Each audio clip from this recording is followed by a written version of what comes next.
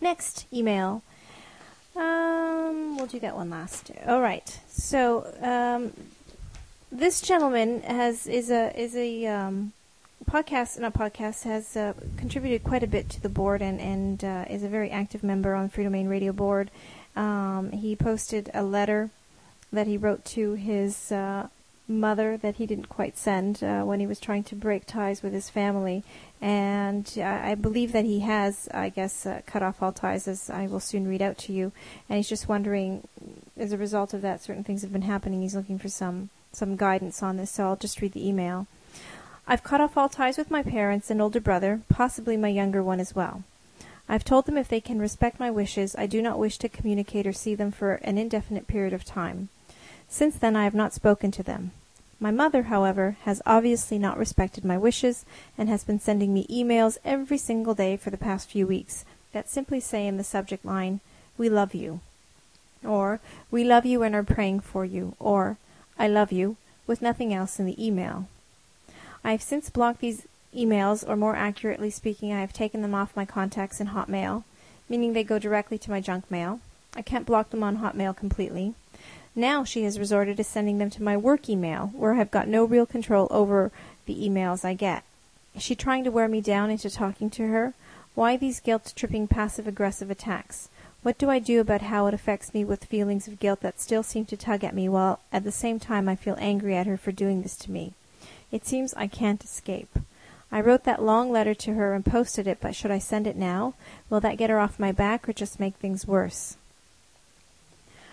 You know, I can understand the struggle.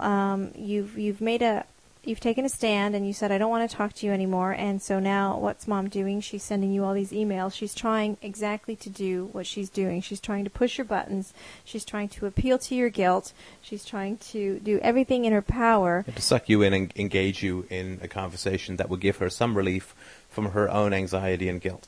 Absolutely. And I think the best thing to do under these circumstances is to just not engage. Not engage, don't engage, don't engage, don't engage, don't engage.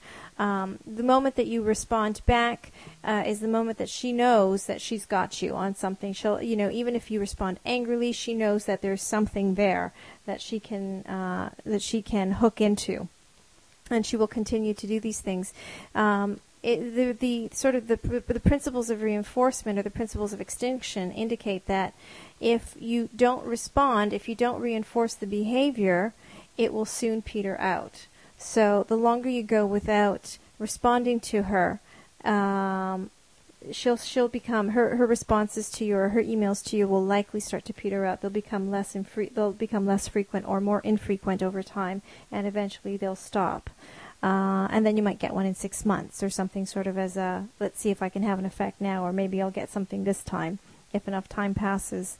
As for your own feelings about the guilt that you're feeling, those are things that I think that you would probably need to work through journaling, through conversations. I don't know if you are seeing a therapist. Go talk to your therapist, work it out. It is a very difficult process, and not something that one should try and do on their own. Yeah, and the last thing I would say about that is that when you get a series of emails like this, let's say that you don't respond for 3 months, and then you respond. What you're doing is you're resetting the clock. Right. And what it means is that you will, if you start to break again, you're guaranteeing that you're at least going to get them for 3 to 6 months the next time. Right, so if she says, like, if you wait for 3 months and then you respond, then she's going to say, oh, okay, so I just have to keep it up for 3 months and then he'll respond. So the next time you break, it's going to be at least 3 months and probably longer.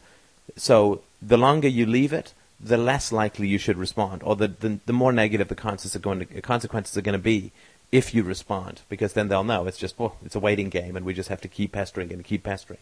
Right. It's just like the child who has the tantrum. They know that at some point their parent's going to break and they're going to give in to the child.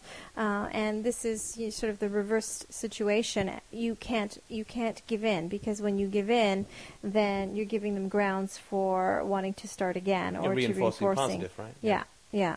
That's assuming that you want this time to yourself to work it out and work it through and figure out what your own thoughts and feelings are about this issue. And that's where I would say go see your therapist and talk these things through with that individual. Next.